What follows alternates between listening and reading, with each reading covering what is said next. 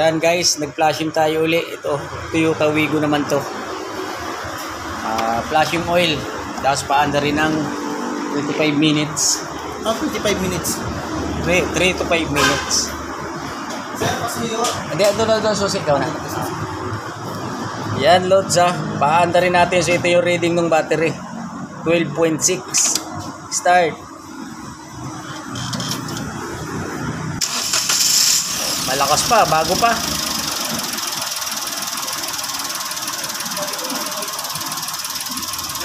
Nasa 80% pa.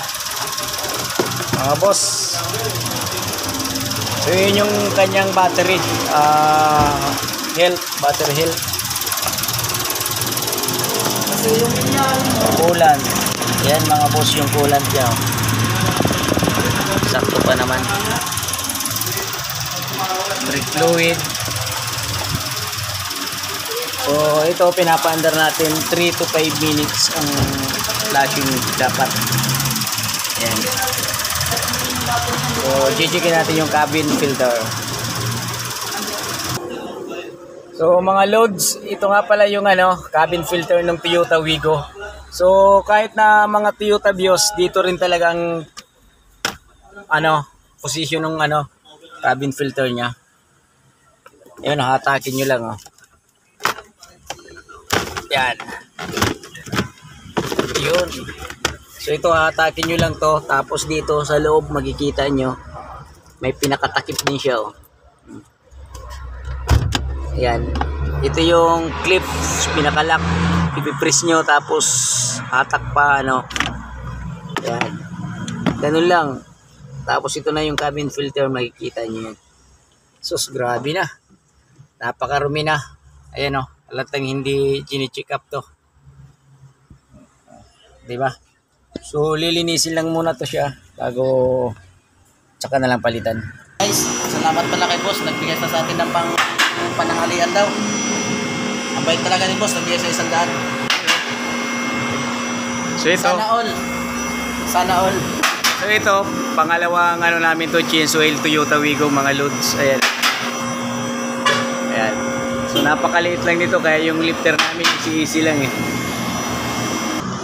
Ayun na mga loads, dito rin na natin Matigas yung loads. Matigas ba? Yun, gagamit ulit tayo ng sakit. Napakatigas pala nito mga lodi. Ayan nga. Sabi ko nakakakamay yun.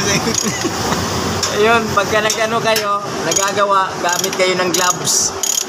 Ayan kahit anong gloves naman, basta may gamit kayo. Kasi mainit yung oil lalo na pag galing sa biyahe. Uy, maitim na rin Yung drain plug niya pala, ayan, 14 ang size. Parehas lang ng Toyota Vios.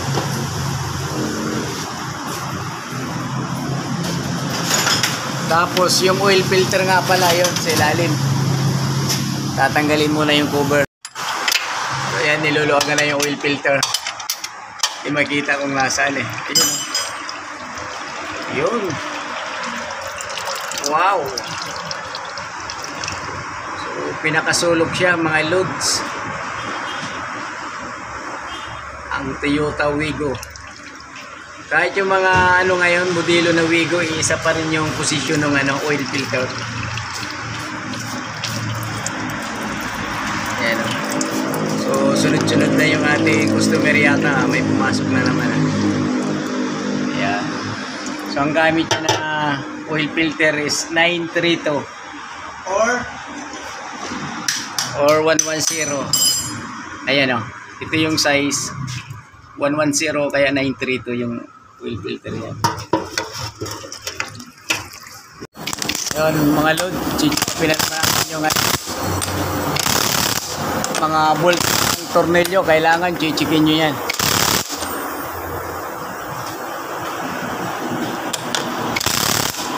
Ayan para yung higpit pare-parehas.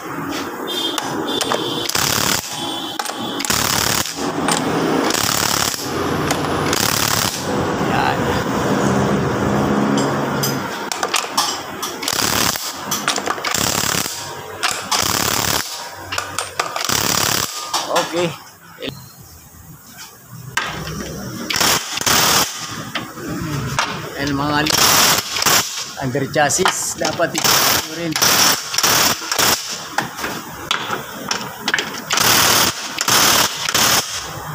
Okay. Tapos yung sa likuran na shock.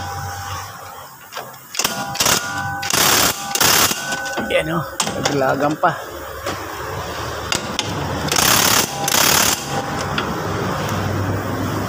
Okay, ayos na. Yung brake pad lang pala manipis, oh. No?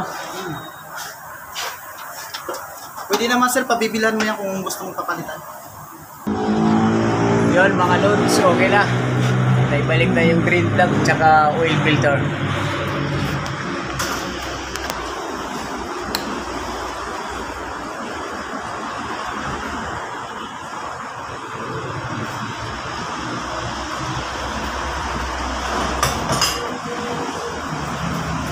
Successful na naman yung isang unit Toyota Wigo mga loads. So binababa na natin sa lifter yan para masalina na siya ng oil.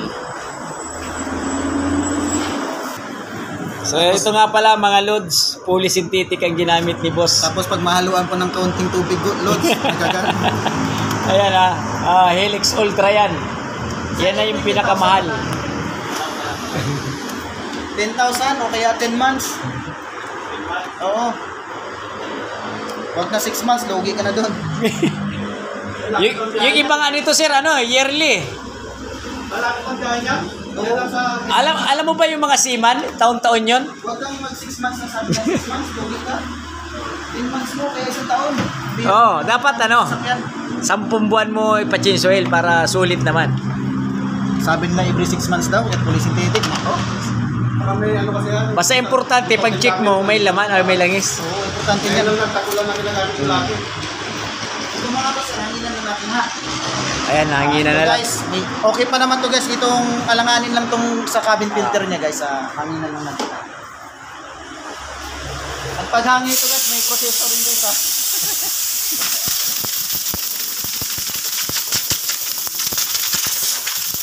Ayan, okay na, hanginan na. Babalik na natin. So mga loads, ito ibabalik na natin yung cabin filter ni sir. So ito hinanginan na lang muna kanina, di ba pinakita ko sa inyo napaka dami ng dumi. So ngayon okay na yan Yun. Split max pa lang tatak.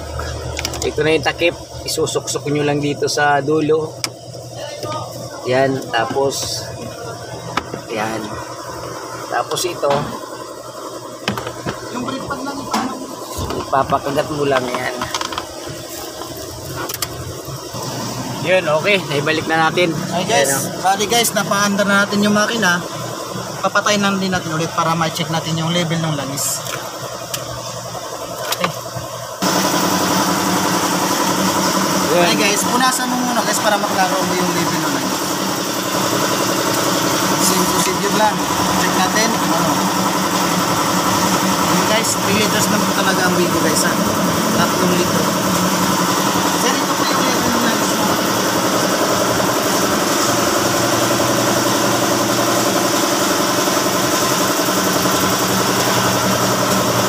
Okay. Ayos. Fluid doon ayos naman.